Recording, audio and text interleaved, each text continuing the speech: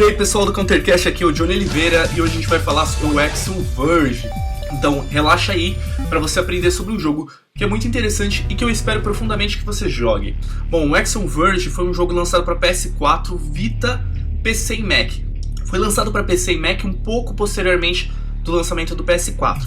O lançamento foi em 31 de março de 2015, o gênero é o Metroidvania, a editora é Sony, desenvolvido por Thomas Harp Games com PTBR. Bom, uma rápida sinopse do jogo: você controla Trace, um cientista que acorda em um mundo alienígena após um acidente em seu laboratório. Você escuta uma voz que te guia e daí pra frente você tem que descobrir sobre esse mundo usando armas e habilidades que você vai adquirindo, descobrindo tudo bem ao estilo Metroidvania. Bom, se você é um gamer neófito e nunca jogou Metroidvania, saiba que é um gênero de side-scroll onde o jogo estimula a recompensa através da exploração. Você não tem fases subsequentes, você tem uma grande fase onde, a partir que você adquire novas habilidades, outras áreas dessa fase se tornam disponíveis. Então, por exemplo, você tem uma plataforma que você não consegue acessar. Você vai matar um chefe, aí você consegue um pulo duplo e uma nova área está disponível. Você vai fazendo isso com diversas habilidades. Passar em um lugar pequeno, uma arma que pode explodir uma parede para descobrir uma outra parte da fase e assim por diante. Digamos que os Metroidvania seriam o início de um jogo de mundo aberto. Você tem a fase, você explora ela, indo pra frente e pra trás, para encontrar novas passagens e etc. Então imagina que tem um segredo ali que você não consegue pegar porque você não tem a habilidade de ficar pequenininho no jogo. Pegou a habilidade de ficar pequenininho, você vai voltar e lá pegar aquele item que está escondido, que você precisava dessa habilidade para conseguir chegar lá. Bom, o nome Metroidvania vem da série Castlevania, bem conhecida, e Metroid, que definiram esse gênero de backtrack e exploração.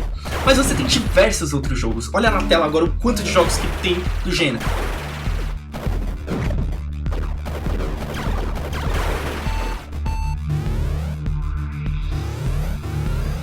Então é um gênero bem extenso com muitos fãs.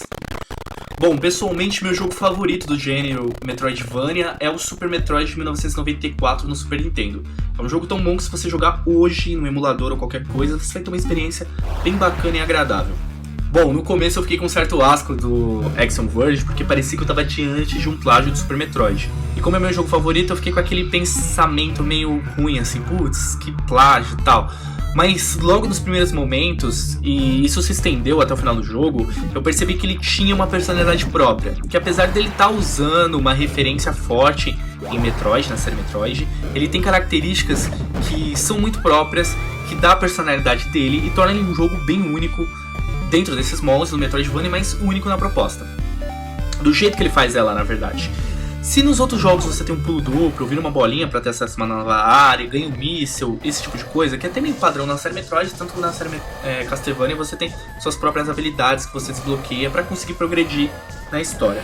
Aqui ele faz isso de umas maneiras bem criativas, ele te dá uma garra, te dá um teletransporte de muito alcance, um robozinho que você pode controlar para acessar áreas mais difíceis.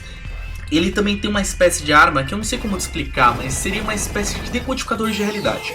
Que você pode apontar para um lugar e ele muda, ele como fosse criptografa a realidade.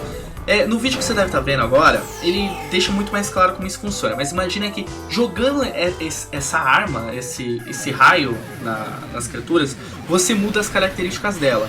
E ele não é só usado para isso. Ele é usado, por exemplo, às vezes tem uma área que se você usar essa habilidade na parede, a parede ela some, você consegue passar. Ou tem uma plataforma que não está visível e você usa essa habilidade, você consegue, aparece uma plataforma. É legal como isso é usado, porque muita coisa que está escondida no jogo, você tem que usar essa espécie de decodificador da realidade para você conseguir seguir em frente. Quando você descobre também alguns detalhes da história, você entende aonde essa arma se encaixa dentro do conceito geral do jogo. Além disso, além dessas habilidades, você consegue muitas habilidades que eu nem vou enumerar, você consegue muitas armas. Eu acho que até peca por excesso, apesar que eu senti que cada arma que você pega, ela é relevante para algum chefe, ela facilita muito você jogar contra um chefe ou passar alguma área. Só que eu fechei o jogo e peguei 74% dos itens disponíveis e eu acho que tem mais armas para pegar. São muitas armas e elas são bem variadas. Se você tem uma arma que divide dois tiros, você tem uma arma que ela é mais curta, mas ela dá muito dano, uma arma que é mais longa, mas dá dano. Uma variedade bem interessante de armas. como você vai pegando elas a todo momento, sempre tem alguma coisa nova pra você testar. Isso faz com que a jogabilidade sempre vai se alterando. O bem legal nisso, assim, é que essas armas, habilidades, elas permitem que você pode voltar e descobrir novas áreas. Sempre você tá voltando pra descobrir alguma coisa. E por mais que isso seja nativo do gênero, todo Metroid tem muita coisa escondida. Esse jogo ele tem muita coisa escondida de uma forma muito interessante. Tanto de você se fragmentar uma parede, ter que usar um robôzinho, pular, fazer um teletransporte ali. São muito... O design do jogo, ele é muito bem feito nessa hora de esconder. Então, você sempre tá olhando em algum lugar e sempre tem alguma coisinha escondida que você pode conseguir. Desde upgrades para a sua vida, para sua energia, aumenta a força dos tiros. Além disso, além dessa jogabilidade, tá sempre se alterando e sempre que adiciona alguma coisa na jogabilidade, você poder descobrir novas coisas. As lutas de chefe, elas são muito interessantes, os chefes são legais, o design deles dentro da alimentação artística é bem legal. E às vezes quando você vai jogar, você muda de dimensão. Então, por exemplo, tem um chefe que ele é muito grande, você fica bem pequenininho na tela. Então ele brinca também de mudar as relações, as proporções entre o Trace, o personagem que você joga, para a tela, né, pelo tamanho da tela. Bom, falando agora da direção de arte, do level design do som. A direção de arte do jogo ela é retrô.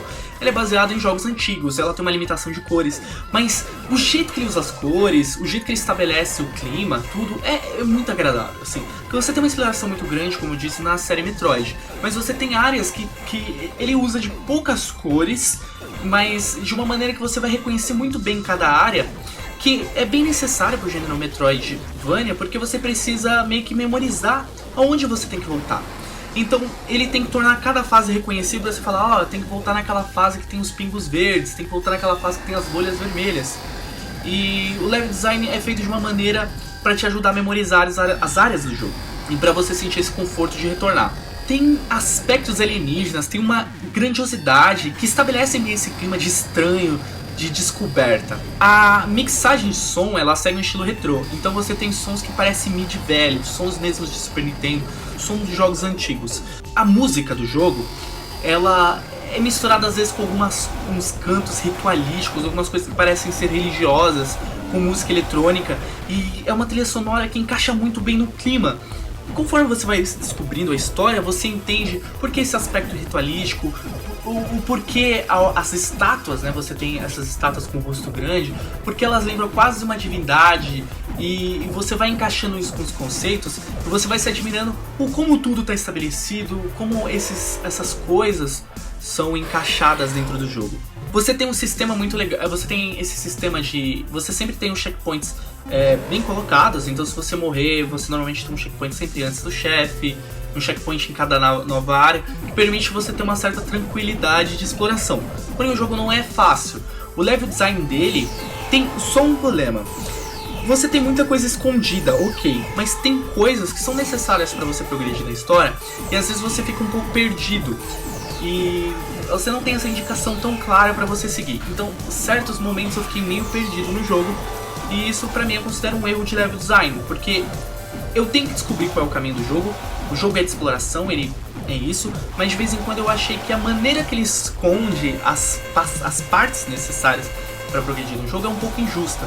Deveria estar um pouco mais clara de como chega lá. Quanto à história do jogo, a história, ela muda totalmente e ela vai trazendo um conceito muito legal.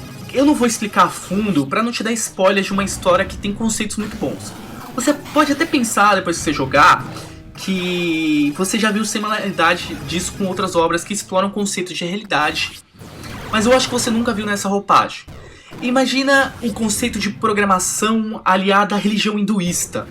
Bom, nem todo mundo sabe sobre a religião hinduísta, que é uma religião que a Índia praticamente segue. Os indianos seguem o hinduísmo em sua grande maioria. Mas você tem um conceito muito louco de revelações e descoberta, busca de conhecimento, busca das leis imutáveis, da alma universal. Você consegue mais detalhes, inclusive, sobre essas referências religiosas dentro do jogo, quando você acha alguns documentos diários que estão até escritos em outras línguas e você precisa decodificar, que é uma das coisas que eu achei bem sacada dentro do jogo, você achar esses itens e ter que conseguir descobrir como descriptografar eles. É bem legal que até a maneira que toda vez que você morre, você volta para um ovo. E você ressurge, e existe um momento no jogo que você entende por que tem esse ovo e esse negócio de ressurgir. Aí você fala, meu, isso tá no jogo porque você precisa voltar, né, o checkpoint. Mas o jeito que o checkpoint é feito, depois você entendendo, e até em uma parte do jogo, você entende que é ciclo de ação, reação, nascimento e morte. É um renascimento contínuo que dentro da religião hinduísta é chamado Sansara. E você tem uma explicação que enquanto você não fizer o que você tem que fazer, enquanto você não cumprir seu objetivo ali, você não pode morrer. Então você sempre tem esse ciclo de renascimento colocado ali dentro, e conforme você vai jogando, você vai entender como isso está engendrado na história.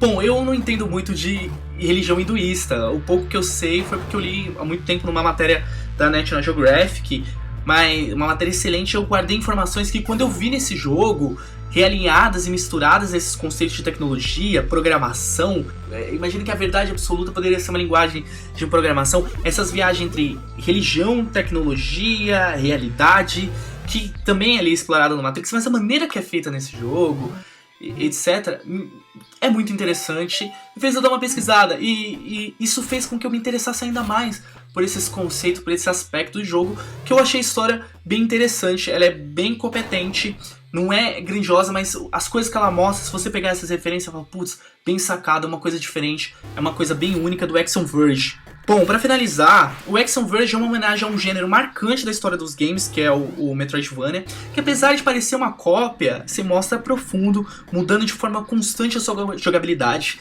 trazendo conceitos inteligentes e diferenciados, com uma arte interessante dentro das limitações escolhidas. A trilha sonora é muito boa, e como eu disse, esse jogo foi feito por apenas uma pessoa, que pensou em level design, que pensou em música, que pensou em arte, e teve uma paciência incrível de fazer esse jogo, que na minha opinião, que o único defeito dele é não demonstrar de maneira clara algumas partes de como você tem que avançar elas, deixando com um momento o jogador um pouco perdido, onde as soluções para transpor uma área obrigatória, elas são meio difíceis de você achar. Então, em alguns momentos você fica perdido.